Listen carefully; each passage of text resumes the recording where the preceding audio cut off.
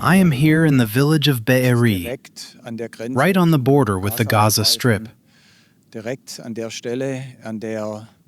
It is exactly where the terrorists from Gaza came to carry out a massacre. Indeed, a barbaric massacre.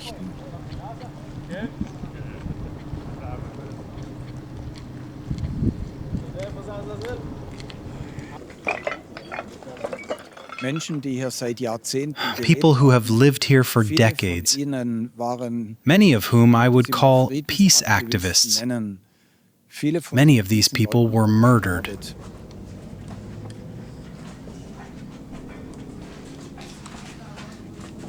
There's a house next to me. I was just inside, and the whole family has been murdered.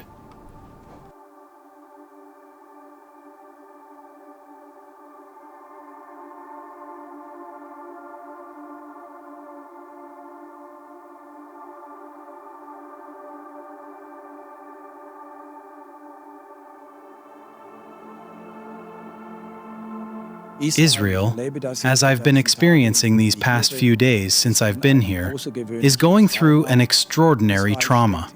Israel is in a deep depression.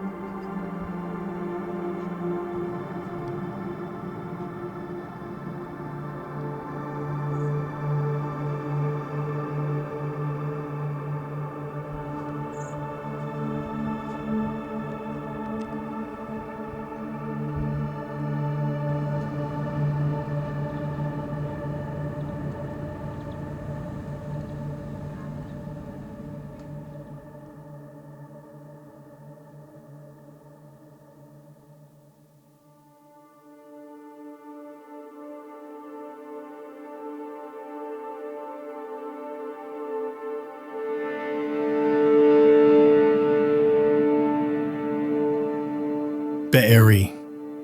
2 years after the devastating attack by Palestinians from Gaza. Yarden Zemach is born and raised in Be'eri. His entire family lives there at the time of the attack. My parents, they also live here. They live in the other side of the kibbutz, the eastern side of the kibbutz, so it took a little bit longer for the terrorists to get into their neighborhoods. So we are 5 siblings in my family. All of them were here except for me.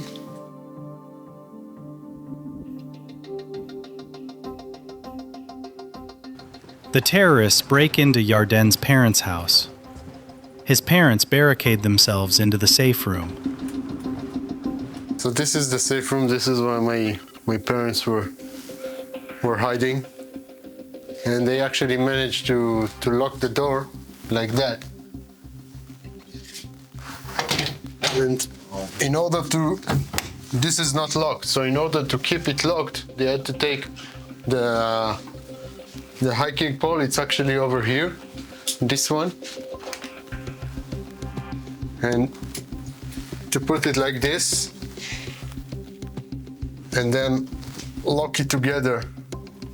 So they tied it together somehow, like this probably.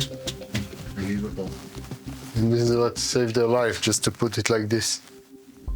The terrorists were there for several hours, trying to open the door several times, but also taking position on the second floor with machine guns, with RPG launchers. And also, they were rooting through the home, opening the fridge, eating, drinking, resting on the couch, smoking, sitting on the floor, eating, having lunch, having dinner. Went through all the drawers in my parents' home, stole everything that was valuable. They even took my parents' credit cards and were buying things online while my parents are locked in the safe room. And my parents were just quiet, turned all the lights off. But anyway, they were very lucky because 12 hours later, the IDF was there and managed to kill the terrorist and eventually to evacuate my parents. While Yarden's parents waited out in the shelter for 12 hours, his oldest brother, Shahar, fights the terrorists as part of the kibbutz security force. And my oldest brother, Shahar, was part of the security team of the kibbutz. And he was, when everything started, he left his wife and 2 kids to fight, took his rifle and went out to fight to protect the community. And he was in the dental clinic, which became a famous story in Israel because this was a heroic fight of the kibbutz, of the security team of my brother Shahar. And they fought for 7 hours, preventing the terrorists from getting there. But after 7 hours, eventually, they ran out of ammunition, and the terrorists managed to get there and to murder them. But they did save this whole neighborhood because about 15 minutes after they were murdered, the IDF arrived there and managed to kill the terrorists and to eventually to evacuate the neighborhood. We're feeling the loss of my brother and the loss that it was only 15 minutes. But we also, for me, it gives me a lot of comfort to know that he saved many, including his own wife and 2 kids.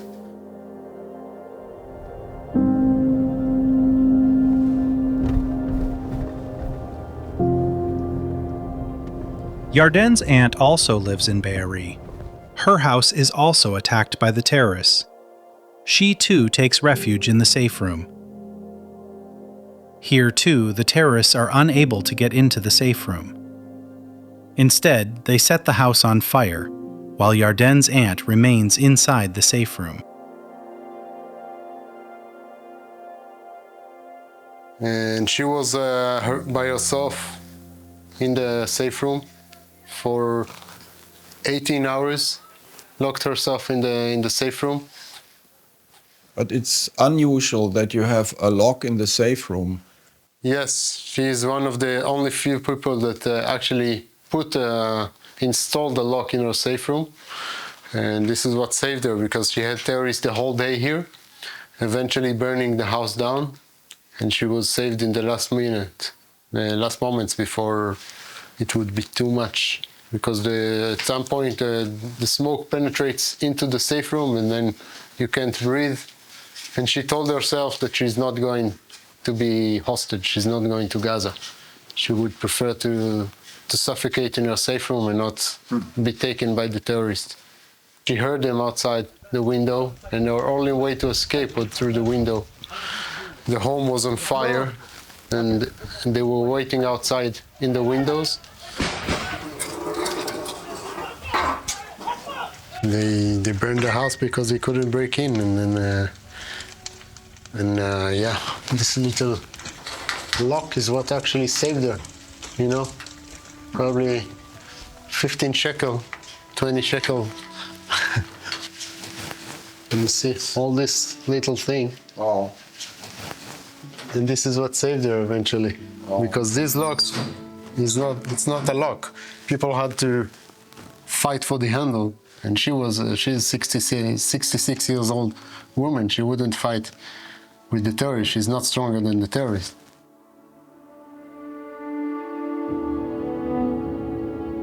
And for her, she was very lucky, because eventually the IDF came and managed to kill the terrorist here and to rescue her in the last moments.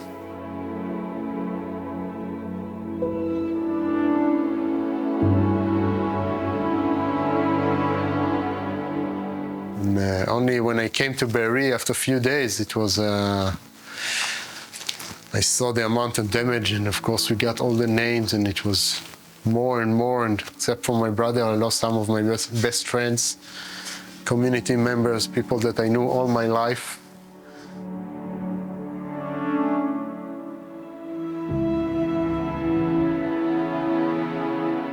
And you know, the shock and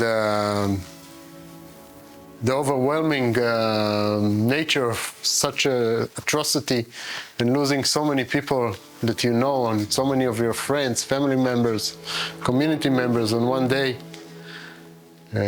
For me, what I found comfort in, what was therapeutic for me, was to be active and to be outside walking, doing whatever I can for the community.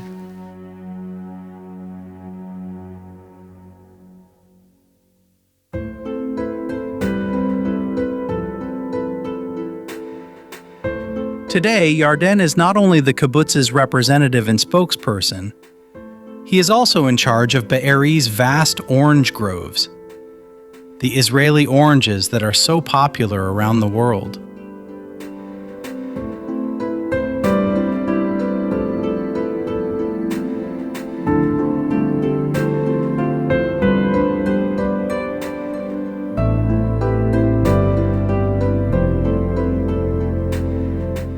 Since October 7th, agriculture in the Gaza periphery has suffered greatly. Be'eri's orange groves, however, which cover about 15 hectares, are once again being fully cultivated.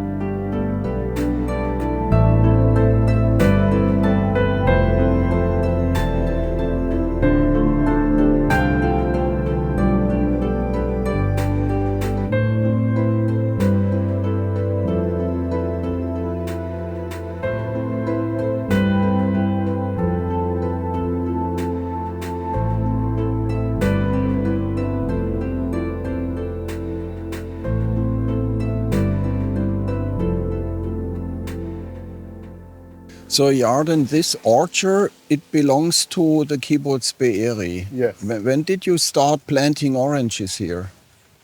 About from the first days of the kibbutz, so about probably 70 plus years ago. These trees are from, we always change the type of the orange to the newest one. So these trees specifically are from 2009, but we had oranges since the probably 60s or 70s. So there are several varieties of oranges? Yeah, we have, this is the orange of the beginning of the season, of the fall. And then we have another type of orange, which is for the middle of the winter, and then another type which is for the end of the winter in the spring. What happens with these oranges? Are they staying in the land, or? Most of them will be sold here in Israel, but the avocados and the other citrus, the clementines, they are exported to Europe, mostly Western Europe. The Hass avocado, which is the most common one that you have in Europe. So yeah, we will have about 1,500 tons of avocados this year that will be exported. Do you know if you also export like to Germany, Austria, Switzerland? Yes, we sell all over Western Europe. Yarden, your grandfather was one of the founding fathers of Be'eri, right? And you was born in Be'eri, you were third generation. Yeah. And you were one of the responsible, let me say, spokesmen for Be'eri after October 7th. How is it for you to talk about October 7th, 23, and beside that to keep on going the normal life? Yeah, for me it was very obvious from the first days after October 7 that my mission right now is going to be to move forward and to do whatever I need to rebuild the kibbutz. So for me, what I knew, this is what I knew. I knew oranges, I know avocado. This is what I've been doing for over 10 years now. And 2 weeks after October 7, we already went back to the fields to pick. All our Thai workers has returned to Thailand after 3 days after the attack. So we needed help, and we had a group of volunteers for a year. We had working only with volunteers. From where did they come from? From at the beginning, mostly from all over Israel, and then from all over the world. It was, for me, what lifted my spirit is the love and the support that we received from so many people. Because, you know, on that day I always say that on that day we experienced the worst form of human behavior possible on October 7. But since then, we're experiencing the best form of human behavior, and we had so much levels and support from people all over the world. And this is what gave me the strength to continue and to move forward and to know that we are not alone. Be'eri was founded October 7th. October 6th. October 6th, 1946. 6th, yes. And actually, this would have been a day of joy, a day of celebration. The day before October 7, we had the celebration of 77th birthday to Be'eri. This is why there was many people that were in Be'eri on that weekend, because they came for the celebration. And you know, it's been 77 years on October 6, and hopefully by October 6, 2026, it will be our 80th birthday. We will already be back in Be'eri. And this will be the year of return, you know.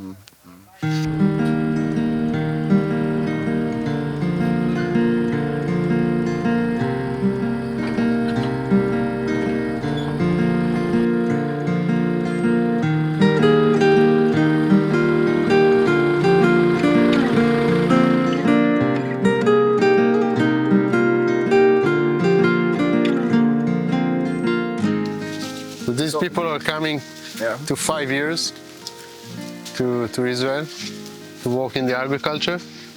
They're from Thailand. They leave wife and kids back home. They send the money to Thailand every month. Wow. And for them, it's the difference between, because the salary they get in Israel is about 10 times what they would get in Thailand. Wow. So for them, it's the difference between sending their kids to college, buy a new home.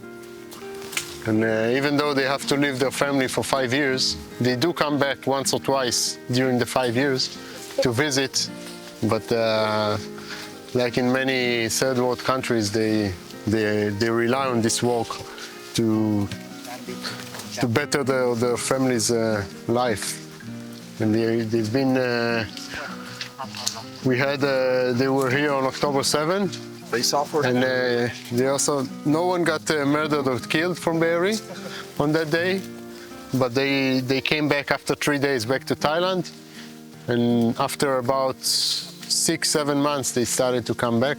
Wow. And now we have more than we had before, and even we can have Thai people that already been here 5 years, returned to Thailand, and now they came back for a second term. Before this, it was not allowed by the Israeli government. Do you like it to work here? Yeah, I like. Yeah? Yeah. I happy. You're happy? Yeah.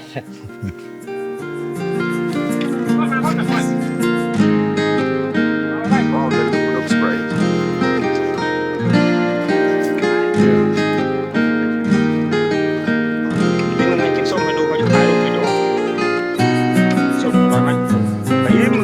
Taim, they say it's good. When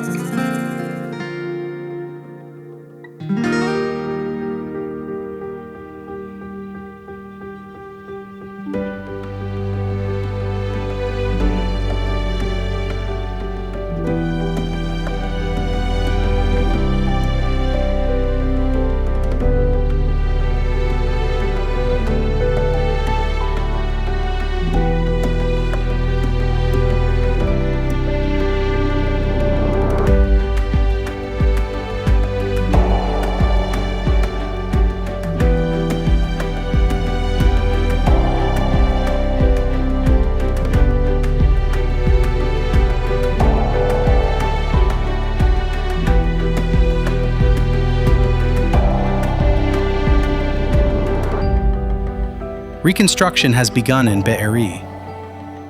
Not only are the homes destroyed in the devastating attack being rebuilt, but an entirely new residential community is taking shape here.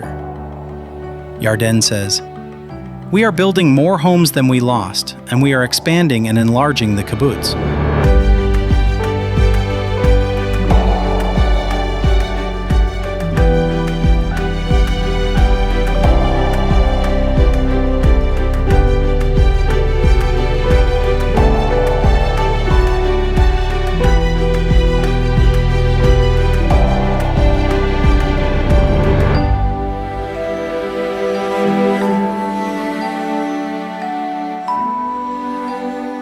So this is the area where new houses were built, and your aunt will also live here in this area? Yeah, right here.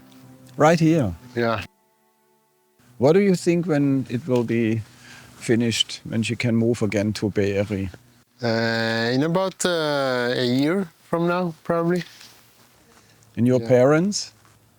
My parents, they can already come back, but they want to be, of course, with the rest of the family and the community.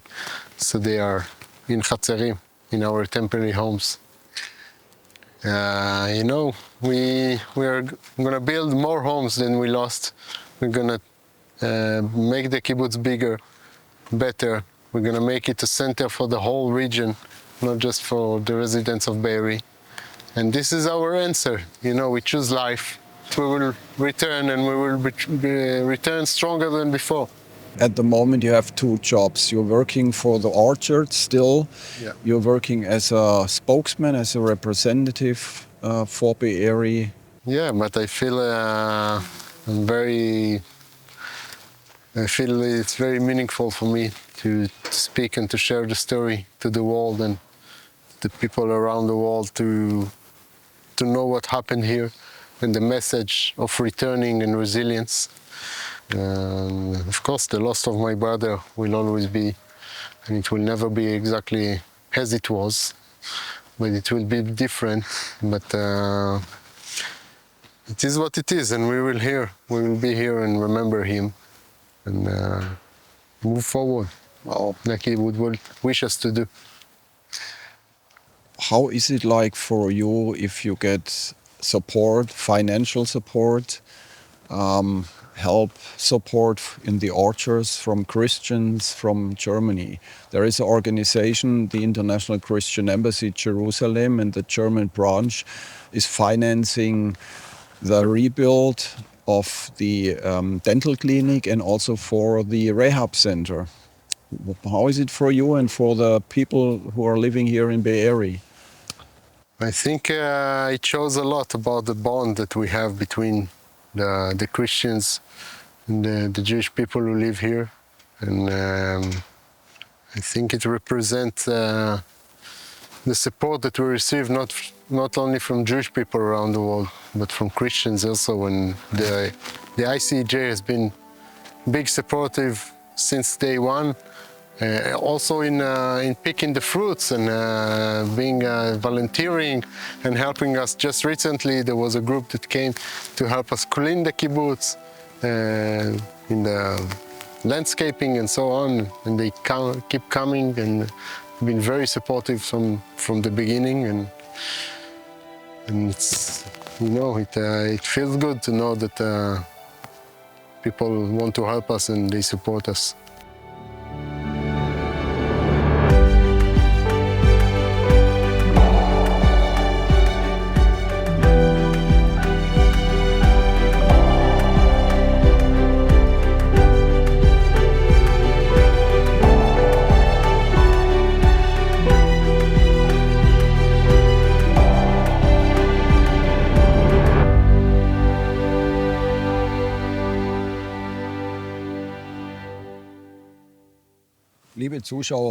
Dear viewers, what has moved me most of all is the hope and the courage to rebuild in this deeply conflicted region.